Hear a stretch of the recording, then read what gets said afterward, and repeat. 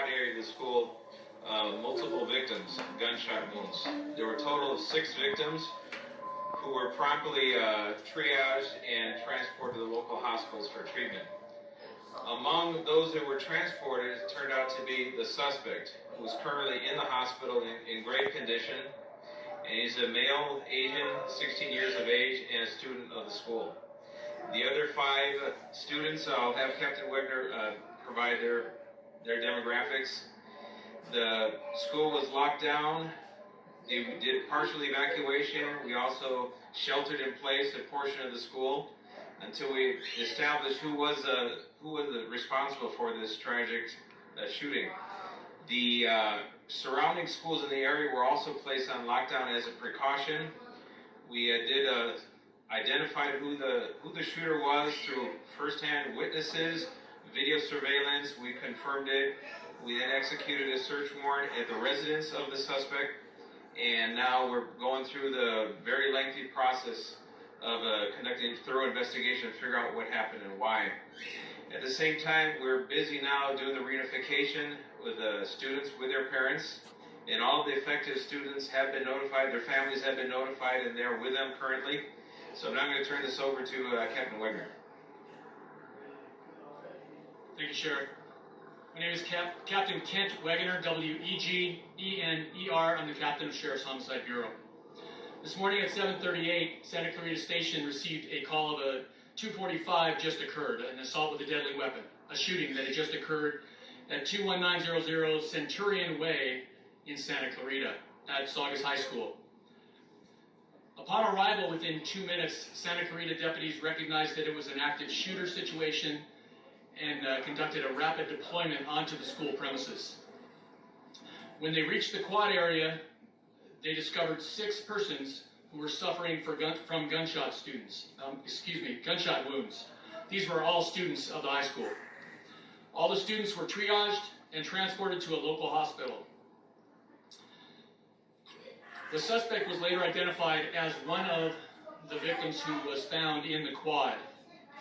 He is identified as a 16-year-old male whose birthday is today.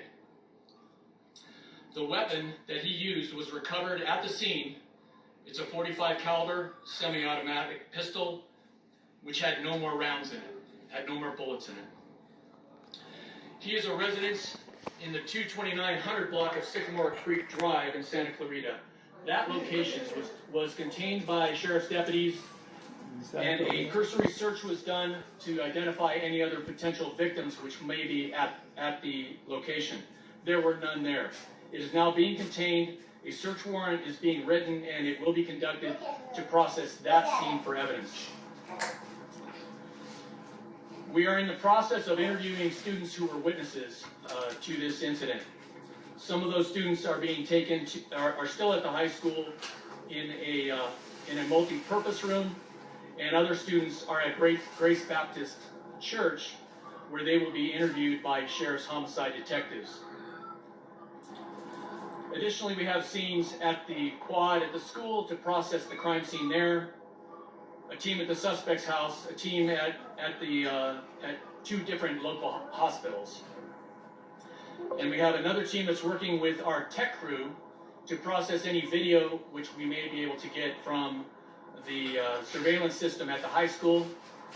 The FBI is here, and they are collaborating with us to preserve and capture any cell phone video which the students may have captured of this incident at the time that it happened.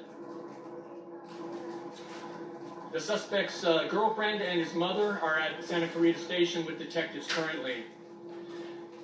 Detectives have reviewed the video at the scene, which clearly show the subject in the quad withdraw a handgun from his backpack, shoot and wound 5 people, and then shoot himself in the head.